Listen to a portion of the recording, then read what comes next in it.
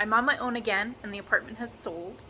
I've purchased a little slice of heaven on 10 acres in the southern interior of beautiful BC. You'll be coming along for the ride as I take this property with virtually no infrastructure and turn it into my dream homestead. This year, I'm looking at getting the big priorities done: water, shelter, food.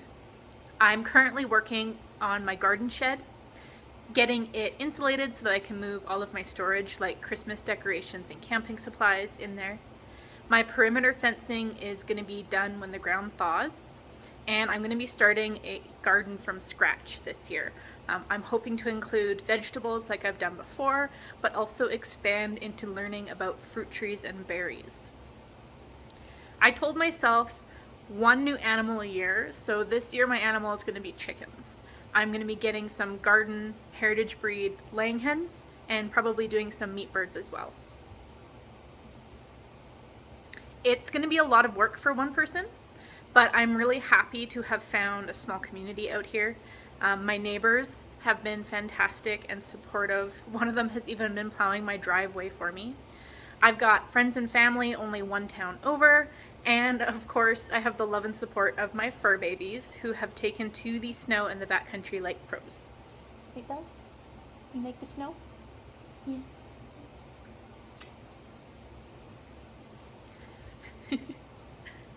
So without further ado, here is the long-awaited house tour.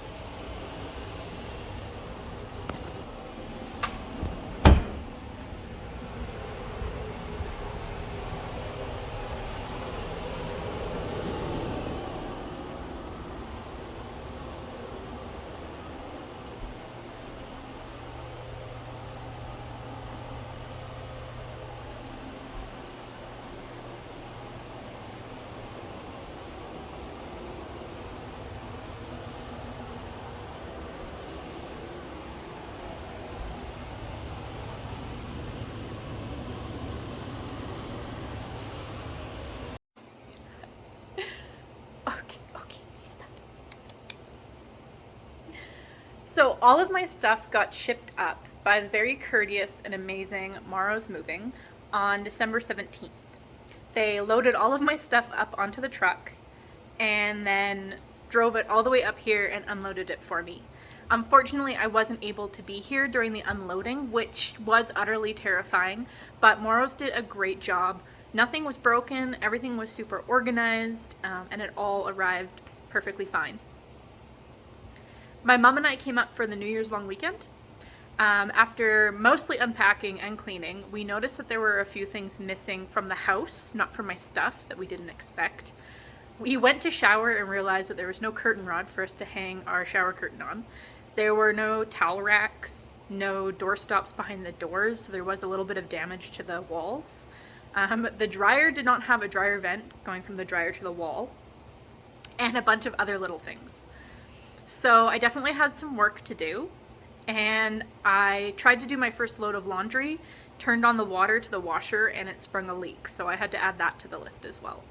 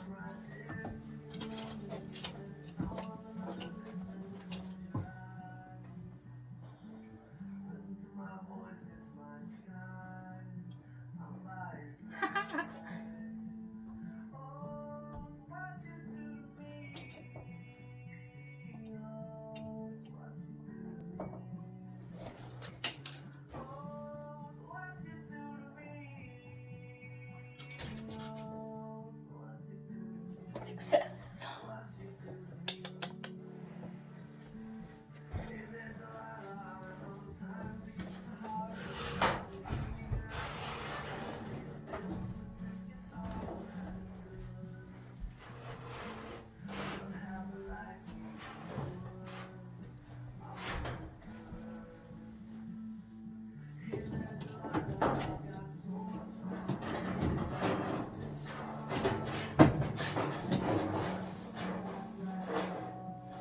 Ah, fuck.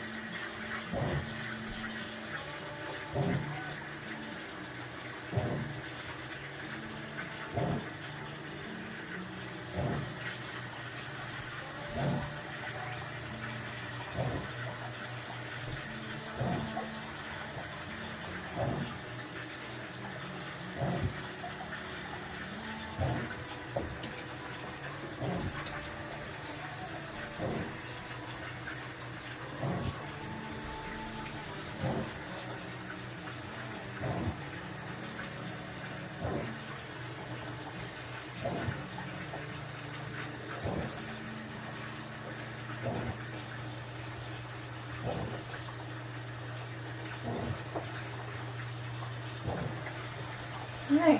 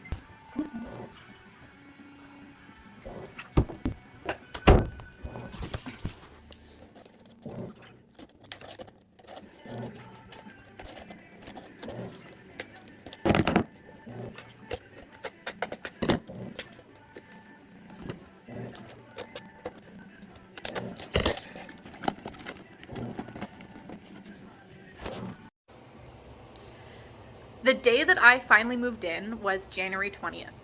I checked my propane level for the first time because my furnace runs on propane, and turned out that it was super dangerously low. So day one, not only was I moving into my new home, I was calling the propane company and learning how to order a delivery and learning exactly how much that cost, which is a lot. Eventually I would like to change my furnace to an electric one, or change out my heat source to some sort of electric heat source, because having to fill up a propane tank and paying all the money up front at once is quite a shock to the bank account.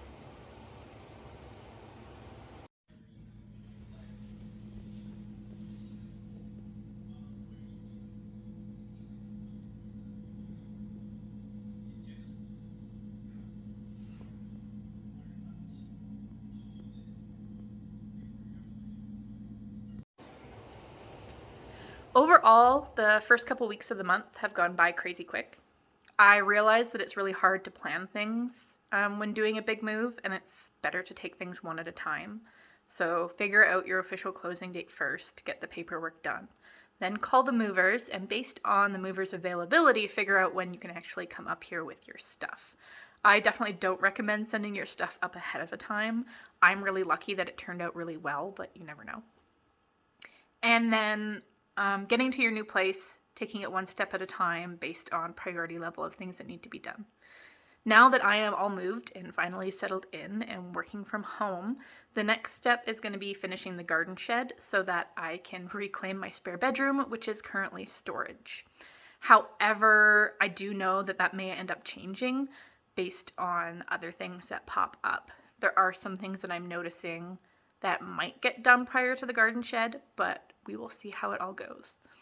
I am super happy to have you all along for the ride, and I am going to be using my YouTube channel and my blog as a journal, mostly for my friends and family who are all back in the Fraser Valley, but also for everyone on the internet, because I have got a lot of motivation and inspiration from watching other YouTube videos, learning just how possible it is, seeing different struggles, different challenges, but also different wins from other people has made me feel like my journey is a lot more obtainable.